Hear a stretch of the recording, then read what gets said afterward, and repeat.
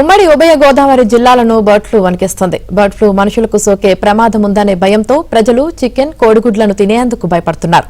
Bird flu మనుషులకు సోకే అవకాశం లేదంటున్న ఇండియన్ మెడికల్ అసోసియేషన్ ప్రతినిధులతో మా ప్రతినిధి రాజాబాబు ఫేస్ టు ఫేస్.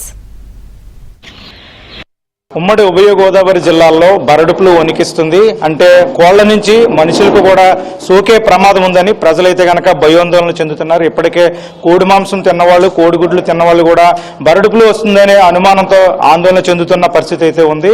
ప్రస్తుతం బర్డ్ ఫ్లూను పూర్తి స్థాయిలో అరికట్టేందుకు తూర్పుగోదావరి జిల్లా అధికార యంత్రాంగం అన్ని చర్యలు కూడా చేపట్టింది. అయితే దీనికి సంబంధించి ఇండియన్ మెడికల్ అసోసియేషన్ రాజమండ్రి ఆధ్వర్యంలో ప్రతినిధులు, వైద్యులు ఉన్నారు. మనం వాళ్ళతో కూడా మాట్లాడి తెలుసుకుందాం. సార్ చెప్పండి, ఇప్పటికే ప్రజల్లో ఆందోళన ఉంది. అంటే పక్షుల నుంచి కావచ్చు, కోళ్ల నుంచి కావచ్చు బర్డ్ ఫ్లూ మనుషులకు వస్తుందనే ఆందోళన ఉంది. అసలు మనుషులకు వస్తుందా?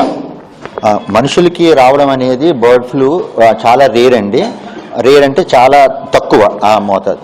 సరిగ్గా ఉడికించకుండా, అంటే ఉడికించడం అంటే 74 డిగ్రీలు సెంటిగ్రేడ్లో ఉడికిస్తే, అంటే అందరూ మామూలుగా వంట చేసుకునే దాంట్లో ఉడికిస్తే పూర్తిగా కోడిగుడ్డు మరియు చికెన్ కానీ పూర్తిగా ఉడికించి తింటే ఏ విధమైన ట్రాన్స్మిషన్ అంటే బర్డ్ ఫ్లూ అనేది మనుషులకి సోకడం అయితే ఉండదండి ఎట్టి పరిస్థితుల్లో.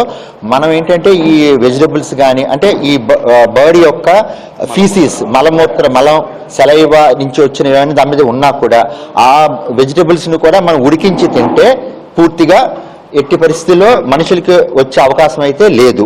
సార్ అంటే మీరు చెప్పండి, ఇప్పటికే కొన్ని ప్రాంతాలు అంటే పెరవలి మండలం కానూరు అగ్రహారం కావచ్చు, ఇక్కడ సీతానగర మండలం మిర్తిపాడులో కూడా బర్డ్ ఫ్లూ ఉంది, ఎక్కువ కోళ్లు చనిపోతున్నాయి. అక్కడ అధికారులు కూడా రెడ్ జోన్ పెట్టారు.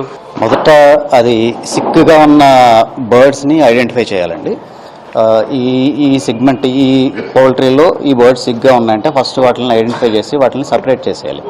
రెండోది ఏంటంటే ఆ పౌల్ట్రీ ఫార్మర్స్ అందరికీ, అంటే పౌల్ట్రీలో పనిచేసి వాళ్ళందరికీ కూడా క్లియర్ ఇన్స్ట్రక్షన్స్ ఇవ్వాలి. మాస్క్ లేకుండా, చేతులకి తొడుగులు గ్లౌస్ లేకుండా వెళ్ళకూడదు. పౌల్ట్రీ చుట్టుపక్కల క్యాటిల్ ఫార్మ్స్ అంటే గేదెలు అలాంటి వాటిని రేర్ చేయడం అనేది చేయకూడదు.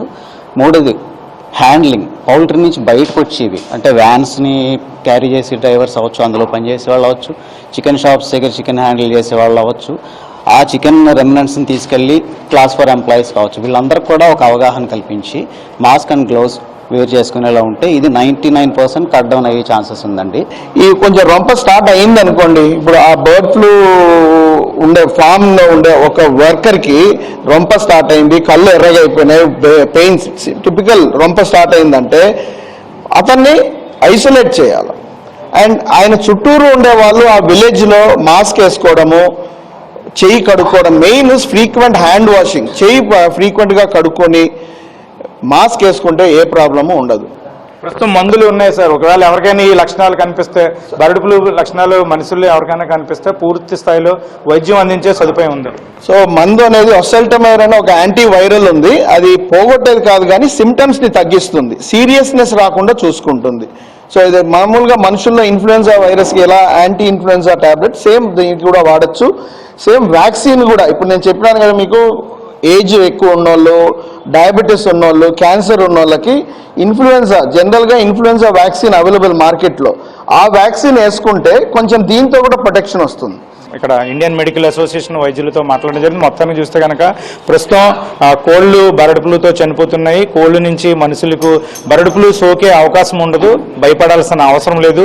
కోడి మాంసం, కోడిగుడ్లు ఉడకబెట్టుకుని తింటే కనుక బర్డ్ ఫ్లూ రాదని చెప్తున్నారు. ముఖ్యంగా ప్రజలు భయపడాల్సిన అవసరం లేదని వైద్యులు చెప్తున్నారు. వీడియో జర్నలిస్ట్ సతీష్తో రాజుబాబు, ఏబిఎన్ ఆంధ్రజ్యోతి.